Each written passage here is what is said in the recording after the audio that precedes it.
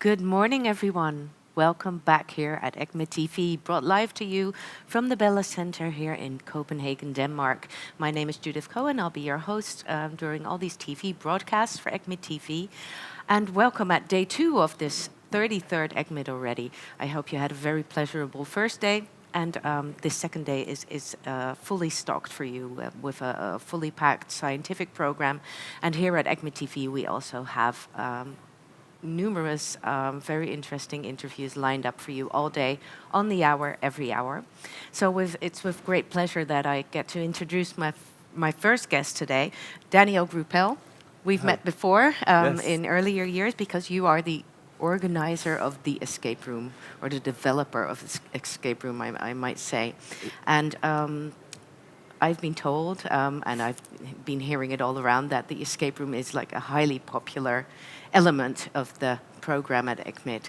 Do you care to share with us a little bit of the success of this format? Yes, thank you. It's lovely to see you again in the same under the same circumstances. So, yeah, the escape room that is working now for the 3rd year in a row has been really successful in previous years, and we hope it'll keep being successful. And we've actually upgraded the escape room not only in content that we try to make it better and more interesting and more challenging for the participants, but we also doubled the capacity. So now we have 2 rooms working at the same time, which gives more people the opportunity to go ahead and try their skills in solving puzzles in clinical microbiology and infectious diseases.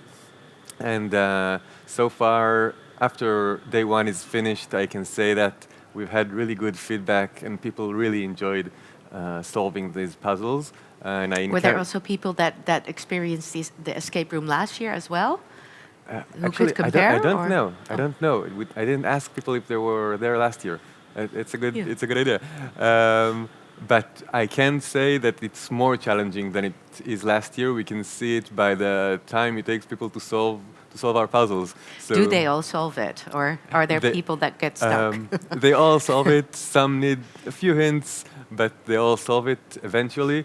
But it takes longer than last year, which means we did our best in challenging the audience, and I think it's good. And I encourage everyone listening to us or viewing us to go and sign up for the escape room. And how can people sign up? So sign up opens up every morning for the same day. We have 2 rooms that work every hour. Every group is up to 5 people, and I really encourage people to go and try it out.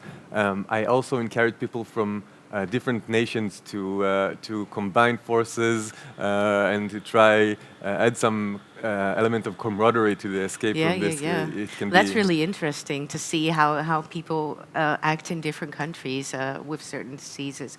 But it could also be interesting, I can imagine, teaming up with your own team of colleagues, Yeah, definitely. just to test your multidisciplinary working together. Actually, my Yeah. team for my hospital is signing up for today. Okay. And I'm excited to see if they. But do they know already what the I topic didn't is? spoil or anything. Nothing. I didn't spoil Wow. anything, and I'm not giving anything away.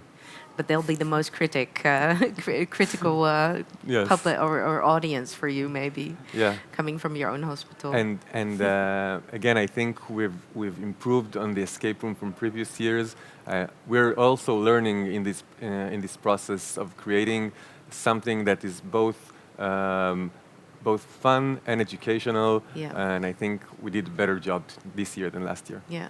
What are the specific educational objectives for such an escape room? So we set a major goal for each year. Last year we tried to touch on epidemiological investigation. This year we're dealing more with clinical microbiology and genomic identification of pathogens. And we're trying to make it as fun as possible while being also educational and being a learning opportunity. Can anyone join, or do you really have to be an ID doctor or a microbiologist? I or- think you do need the skill set of an infectious diseases doctor or a clinical microbiologist. It would be challenging to solve it without a basic toolkit, but I think you do need the skill set that that our training provides. Yeah. Yeah. Yeah. So you just mentioned that people can sign up on the day itself Yeah. and see if there's still space or a slot of an hour to join. Does it fill up really fast? It Do you fills up. need to be there It bright fills and up sharp? pretty quickly. Yeah. We also ask people that come in groups smaller than 5 if they're willing to add, if it's okay with them to add other people to their groups. And sometimes we combine people into existing small groups, Yeah. and I think it makes a whole different experience to. Well, I can imagine it creates a bond between the people that go into such an escape room Yeah. together. Yeah. Yeah, you're bonded for life after this escape room. That's part of what we hope will happen. Yeah. Where do people sign up? How? At the escape room, it's near the posters area. Okay. On the first floor. On And on it's the just ground floor. on you sign up On paper. on paper. Yeah, we still have Great. things on paper. Great. Hey, I also noticed that you will be giving an open forum talk on this escape room or gaming being used as an educational tool. And your open forum talk is called the ECCMID experience with the escape room, the do's and don'ts. Do you have a lot of don'ts while organizing this? I have lots of do's. Because this is the third year you're organizing it for ECCMID, right? Yeah, so a lot of tips and small things that can be useful for people building an escape room, but this is part of a greater discussion about gamification in medical education, and I hope I can contribute something with the experience that we have with building the escape room for the third year in a row, and I hope we will continue with this. And do we need more escape room builders, developers? I don't know.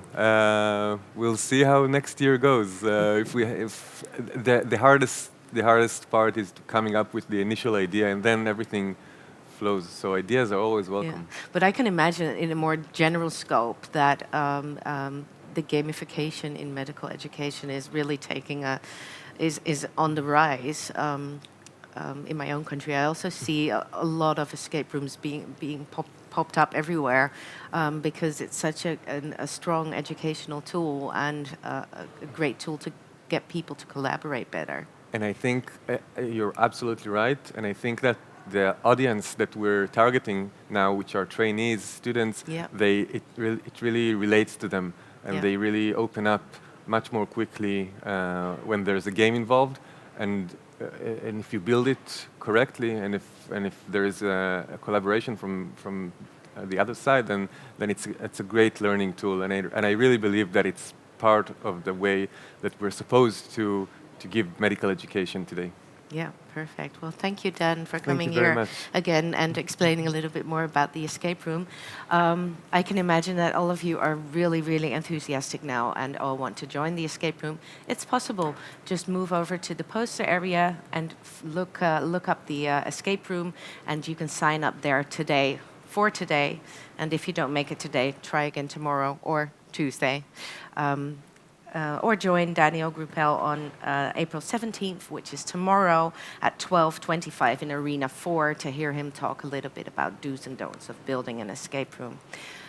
That was our broadcast for now. We will be back at 10 o'clock sharp when we will be inviting two guests here in the studio to talk about the year in public health. So these are the two speakers that will be speaking during that session, which is also tomorrow. Please join us then. We hope to see you soon.